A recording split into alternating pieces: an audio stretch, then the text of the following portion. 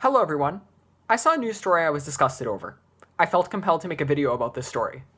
The National Post reported that protesters in Montreal toppled and defaced a statue of former Prime Minister Sir John A. Macdonald on Saturday. This incident happened at the end of a protest calling on cities to defund police departments. A spokesperson for the Montreal Police confirmed the statue was unbolted, pulled down, and spray painted around 2:45 p.m. The statue is considered controversial because protesters claim it represents Canada's racist, white colonial, white nationalist past. Police were on scene, but they did not intervene other than to ask the crowd to disperse on a loudspeaker. No arrests have been made. I'm confused why people would tear down a statue of Macdonald, because he is a Canadian hero. Macdonald was a person who wanted to create change. He was the first Prime Minister of Canada. He brought Canada into Confederation in 1867. Canadians should be proud of Macdonald. I'm aware Macdonald helped to create the residential school system in Canada.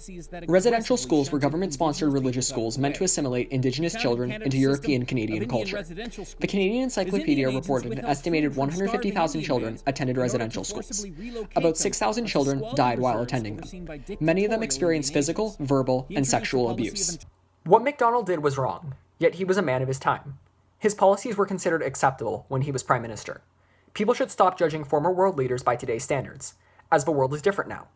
Standards change over time as the world gains more knowledge. Gaining more knowledge means accepting the past was filled with mistakes.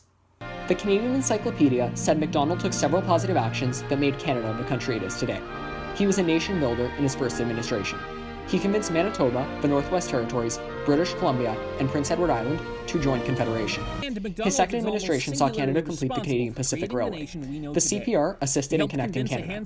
He worked on the first criminal code of Canada. The criminal code aided in keeping Canada safe. These policies made Canada special. Macdonald held some views that were bold for the time. David Warwick, the chair of the Macdonald Project of Prince Edward County, said in a column in iPolitics that Macdonald was among the first world leaders to call for women to receive voting rights.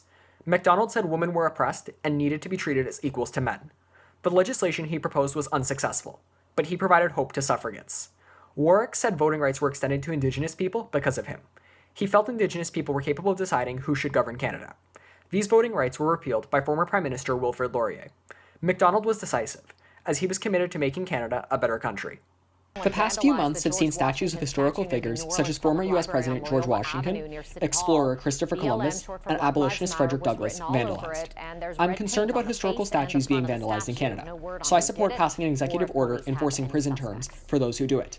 U.S. President Donald Trump issued an executive order in June which authorized prison terms of up to 10 years for people who vandalize statues. People became scared about vandalizing statues after Trump signed this executive order. Prime Minister Justin Trudeau should copy what Trump did to ensure history is not erased. Canada would not exist without Macdonald. People should learn what it takes to be influential from him. No world leader is perfect. Every world leader makes mistakes. I hope the statue in Montreal is replaced soon. Those are my thoughts. Feel free to agree or disagree. I hope you will like, subscribe, share, and contribute to my Patreon. Thank you. Bye for now.